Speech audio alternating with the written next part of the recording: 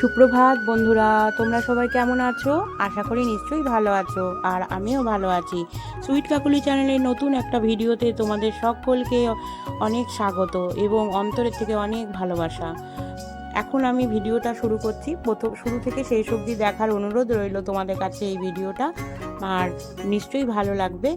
আর দেখো, আর ভালো লাগলে আমার চ্যানেলটা সাবস্ক্রাইব করে বন্ধু হয়ে আমার পাশে থাকবে, এই আশা নিয়ে আমি আমার ভিডিওটা শুরু করছি। তো এখন দেখো, সিঙ্কের সামনে দাঁড়িয়ে আমি বাসনগুলো মাজতে পারছি, কেননা বর্ষাকাল এখন, তাই জন্য ট্যাঙ্কিতে একটু জল উঠেছে। তাই সেই জল উঠেছে বলে এখন আমি দাঁড়িয়ে দাঁড়িয়ে এখানে বাসনগুলো ধুয়ে নিতে পারছি। অনেকগুলো বাসন হয়েছে, কিন্তু এখানে দাঁড়িয়ে ধুয়ে নিতে মাজতে আমার বেশ সুবিধা হচ্ছে।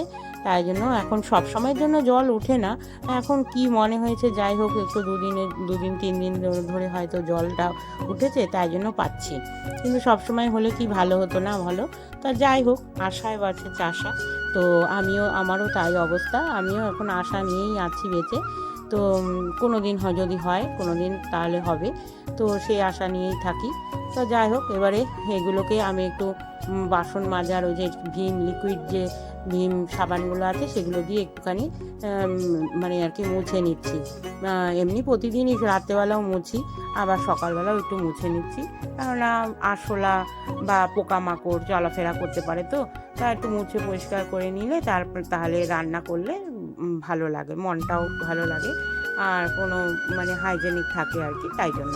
তো যাই হোক, এবার আমি পরিষ্কার করে মুছে নিচ্ছি। মুছে নিয়ে তারপরে ভাবছি কি, বাসনগুলো মেজেছি, কিন্তু বাসনগুলো তো রাখতে হবে এখানে, তা উপর করে রাখবো, সেই জন্য আমি মেজে আগে পরিষ্কার করে নিয়ে মুছে নিলাম। তারপরে এবার বাসনগুলো মাজা হয়ে গেছে, সেগুলোকে ধুয়ে ধুয়ে এখানে রাখছি। তো জলটা ঝরে যাবে, জলটা ঝরে গেলে পরে আবার তখন ওগুলোকে ওপরে ওই তোমার বাসন মাজার যে র্যাকটা, ওই র্যাকটাও কিন্তু আমি কিনেছি, জানো বন্ধুরা। আমার কত শখ, তাই জন্য আমি এগুলো নিজে পয়সা জমিয়ে জমিয়ে একটা একটা করে করেছি। তাই জন্য আজকে এরকম দেখতে লাগছে, এরকম সুন্দর লাগছে, নিজের কাছেও ভালো লাগছে, আর তোমাদেরকেও একটু দেখাতে পারছি। তোমাদেরও নয়তো ভাবতে যে বাবা কীরকম ঘর বাড়ি, কীরকম কী, তাই না বলো? তা যাই হোক, হ্যাঁ, কী করবো, যার ভাগ্যে যা থাকে বলো, কী আর করা যাবে। তা যেটুকু পারি করার চেষ্টা করি, কিন্তু এখন আর সেরকম কিছু ইনকাম নাই বলে ট্যাঙ্কির মোটরটা বসাতে পারছি না। মোটরটা যদি বসিয়ে নিতে পারতাম, আমার আরও কাজ করতে কত সুবিধা হতো, জানো বন্ধুরা। বিয়ের পরে আমি আমার স্বামীকে বলেছিলাম যে আমাকে কাজের লোক দিতে হবে না। তার মায়ের সময়, মা বেঁচে থাকাকালীন তার মায়ের সময় বাসন মাজার লোক ছিল, কিন্তু আমি বিয়ে করে এসে পরে আমার কোনো বাসন মাজার লোক দেয়নি আমার স্বামী। তা যাই হোক, তবুও আমি বলেছিলাম ঠিক আছে, তোমাকে বাসন মাজার বা কাজের ঘর মোছার এসব লোক দিতে হবে না, কিন্তু আমাকে একটু তুমি গুছিয়ে দিও, যাতে আমার কাজ করতে সুবিধা হয়। কিন্তু সেটুকু আমার স্বামীর থেকে আমি পাইনি। তা যাই হোক, যেটুকু করেছি আমি নিজের ইচ্ছাতে, নিজের চেষ্টাতে সেটুকু আমি একটু গুছিয়ে করেছি, যাতে আমার কাজ করতে সুবিধা হয়। তো বড় বড় জিনিস তো আর পারি না, ছোটোখাটোর মধ্যে যেগুলো, সেগুলো আমি গুছিয়ে নেওয়ার চেষ্টা করেছি। একটা খুন্তি, হাতা, সবই তো তোমাদের বলেছি, সব কিছুই আমি করেছি। একটা কড়াই বলো, একটা বলো, সব কিছু। হ্যাঁ, গ্যাসটা ওর বাবা করেছে, হ্যাঁ, ইন্ডাকশানটা ওর বাবা করেছে, বাদ বাকি সবই। এই যে ফ্রিজটা দেখছো, ফ্রিজটাও কিন্তু প্রথমে একটা ছিল, বিয়ের সময় আমার বাবা মা দিয়েছিল। তো সেই ফ্রিজটা অনেকটা বড় সাইজেই ছিল, ডবল ডোর ছিল না, কিন্তু একটু বড় সাইজ ছিল। তা সেই ফ্রিজটা খারাপ হয়ে যাওয়ার পরে এই ডবল ডোর ফ্রিজটা কেনানো হয়েছে। নিচ্ছিল না কিছুতেই বড় ডবল ডোর করে, তো বলে রাজি করিয়ে তারপরে এই ডবল ডোর ফ্রিজটা ইনস্টলমেন্টে কেনানো হয়েছে। তার ডবল ডোর ফ্রিজটা ইনস্টলমেন্টে নেওয়ার পরে আমার কত সুবিধা হয়েছে জানো, জিনিস রাখতে অনেকটা বড় বড় তাক, তো অনেক সুবিধা হয়, বরফও জমে না এক গাদা। আমার কাজ করতে খুবই ভালো লাগে, বাসন টাসন রাখতে সুবিধা হয়, বড় বড় বাসন টাসন ঢুকিয়ে দিলেও অসুবিধা হয় না।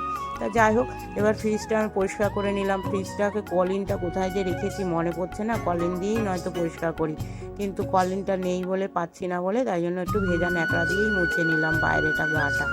তো ভেতরটা আবার আরেক দিন করব, একসাথে অনেকটা সময় ধরে তো করতে পারবো না, তাই জন্য। তো এবারে এই যে বেসিনের এখানটাও দেখো, এই জায়গাটাও কিন্তু বললে বিশ্বাস করবে না, আমারই শখ বলে আমি এগুলো সব, বেসিনটা ও কিনেছিল, পয়সা দিয়েছিল, কিন্তু আমি এই যে বেসিনের পিছনে যে দেয়ালটা দেখছো, এটা দেখছো, সব কিছু কিন্তু আমার পয়সায় আমিই করেছিলাম। এখন সেরকম পয়সাটা মানে রোজগারটা সেরকম করতে পারছি না দেখে, তাই জন্য। যাই হোক, কাজকর্ম করার পর খিদে পেয়ে গেছে, তাই ভাবলাম কি একটু চা খেয়ে নিই। তো ওই যে চা করলাম, করে এর কোনো সময় চিড়া দিয়ে, কোনো সময় বিস্কুট দিয়ে, কোনো সময় মুড়ি দিয়ে, যখন যেরকম থাকে সেটা দিয়ে খেয়ে নিই। খেয়ে এসে এখন আমি বালতিতে জল ভরবো, জল এসছে কলে, তাই জন্য বোতলগুলো একটু ভরে নিচ্ছি। ভরে নিয়ে তখন বালতিটা নিয়ে গিয়ে বাইরে ভরবো। জল টল ভরা হয়ে গেছে, আর চাও খাওয়া হয়ে গেছে। এখন আমি লেগে পড়লাম ঘরগুলো ঝাড় দেওয়ার জন্য। এখানে দেখো, এই যে দেয়ালগুলো থেকে খসে খসে প্রচুর বালি পড়ে, আর পাশে যেহেতু ওই সরকারি ঘরটা অর্ধেক হয়ে ঝুলে রয়েছে, সে কারণে ওখান থেকেও খুব বালি আসে। তা বালি ভালো করে ঝাড় দিয়ে আর মানে পারা যায় না, জানো তো, এত বালি হয়ে যায়। তো যাই হোক, এই পাশের দরজাটাও একটু পরিষ্কার করে নিয়েছি। এই পাশে দেখো আরেকটা দরজা আছে আমাদের, এটাই আমাদের মেন দরজা ছিল, বিয়ের পর এসে আমি দেখেছি, কিন্তু এখন আর এটা একটা সাইড হয়ে গেছে, যেহেতু ওখানে সরকারি ঘরটা হচ্ছে, ও পাশের বারান্দার দরজাটাই এখন বেশি প্রধান আর কি হয়ে গেছে। তা ঘরে চলে এলাম, এসে এবারে একটুখানি বিছনাটা ঝেড়ে নিচ্ছি। বিছনাটা এমনি ঝাড়া আছে, কিন্তু বিছনাটা গুছানো হয়নি। তো বিছনাটা গুছিয়ে নিয়ে তারপরে আমি ঘরটা মোছার করবো। আমার ছেলে এই বিছনাতে শুয়েছে, কিন্তু সুন্দর করে তো তুলে দেবে, তোলে না। কোনো সময় বলতে বলতে তোলে, আবার কোনো সময় তোলে না, এরমভাবে ফেলে ছড়িয়ে চলে যায়। যাই হোক, তারপর আমাকে তো পরিষ্কার করতেই হয়, তা আমি আবার এসে তখন পরিষ্কার করি। তো মশারিটা এইভাবে গুটিয়ে দেখো দেয়ালে ওই বাবুই পাখির বাসার মতো নরম করে ঝুলিয়ে রাখি, দেখতেও ভাল লাগে, আর পরিষ্কার পরিচ্ছন্ন থাকে, দেখতে খারাপ লাগে না। আর মশারি বিছনা মনে থাকলে দেখতে কেমন বাজে লাগে, তাই না বলো? তো যাই হোক, এখন আমি বিছনার চাদরটা টান করে এই যে এবার একটু ঝেড়ে নিচ্ছি, ঝেড়ে পরিষ্কার করে নিচ্ছি। নিয়ে এই যে বিছনা বালিশ একটুখানি বসার সময় না কেমন স্যাঁতস্যাঁতে হয়ে যায় বলো, খুব বাজে লাগে। মনে হয় যেন যদি একটু রোদে দিতে পারতাম, কিন্তু সেরকম রোদ নেই বলে রোদে দেওয়া হয়ে ওঠে না। তা যাই হোক, ওই ঘরটা ঝাড় দিয়ে বিছনাটা ঝেড়ে নিয়ে এবারে নিচটা ভালো করে এই যে দিয়ে মুছে নিচ্ছি, মপ দিয়ে মুছে নিচ্ছি। তো এইখানে বারান্দাটাও মুছে নিলাম। তো এত মোছামুছি করার পরেও না কত ওই যে বালি, দেয়াল থেকে বালি খসে খসে পড়ে, যেহেতু পুরনো বাড়ি না, এগুলো পুরনো ঘর, তাই জন্য দেয়াল ফেটেও যাচ্ছে, দেয়ালগুলো দেখবে কোনো সময় ফেটেও যায়, আবার বালিও পড়ে। তা যাই হোক, যেরকম আছে সেরকমকেই গুছিয়ে সাজিয়ে রাখতে হবে, তাই জন্য আমি ভালো করে মুছে টুছে পরিষ্কার পরিচ্ছন্ন করে নিলাম। হ্যাঁ, সব জায়গাতেই মুছে পরিষ্কার করছি, যাতে বালি ঠালি না থাকে। দেখবে ঘর মোছার পরে, পরিষ্কার করার পরে ঘরটা কত ভালো লাগে। ওই যে দেখলে কিছু টিফিন বানাতে পারিনি, তাই আমার স্বামীকে একটুখানি ছাতু আর মুড়ি খেতে দিলাম। আর এবারে আজকে হচ্ছে সোমবার, শ্রাবণ মাসের প্রথম সোমবার, তাই জন্য এখন আমি একটু বাবার মাথায় জল দেবো না তা হতে পারে, তাই জন্য একটুখানি পেছনে গাছে দেখলাম বেশ অনেকগুলো টগর ফুল হয়েছে বাবার কৃপায়। তো সেই টগর ফুলগুলো তুলে নিলাম, একটু কলকে ফুল তুলে নিলাম, একটু বেলপাতা তুলে নিলাম, বাবাকে একটু জল দেবো, বাবার মাথায় একটু জল দেবো, তাই জন্য। তা আগে এটা তুলে গুছিয়ে রাখলাম।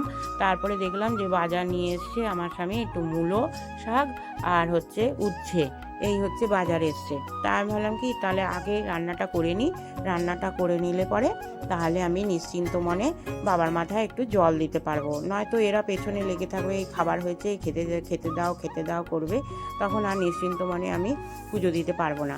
সেই চিন্তা করে আমি কি করলাম, আবার উচ্ছে কাটতে বসে গেলাম। উচ্ছে আলু দিয়ে তরকারি করব, আর শাকগুলো যেহেতু রয়েছে, মূলো শাক রান্না করব। হ্যাঁ, মূলো শাক আর উচ্ছে আলু তরকারি, আর হচ্ছে চোস্তা নিয়ে এসছে, একটু খাসির চোস্তা, তো সেই চোস্তা রান্না করব। কাটছি এখন মূলো শাকটা। হ্যাঁ, মূলো শাক আমাদের সবারই খুব ভাল লাগে খেতে, তা আমি খাবো না, ওরাই খাবে আজকে। এই যে করলাম, উচ্ছে দিয়ে আলু দিয়ে তরকারিটা ফ্রাই প্যানের মধ্যে বসিয়ে দিয়েছি তাড়াতাড়ি হওয়ার জন্য। আর এদিকে ওই যে ভাত হয়ে গেছে আর আমার মূলো শাকও তৈরি হয়ে গেছে। আর এই দেখো এগুলো হচ্ছে বললাম চোস্তা, এই রান্না হয়ে গেছে, রান্না করে নিলাম তাড়াতাড়ি করে। এইবারে গুছিয়ে টুছিয়ে রেখে তারপরে আমি স্নান টান করে নিয়ে তারপরে এবারে চলে যাব ঠাকুর পুজো দিতে।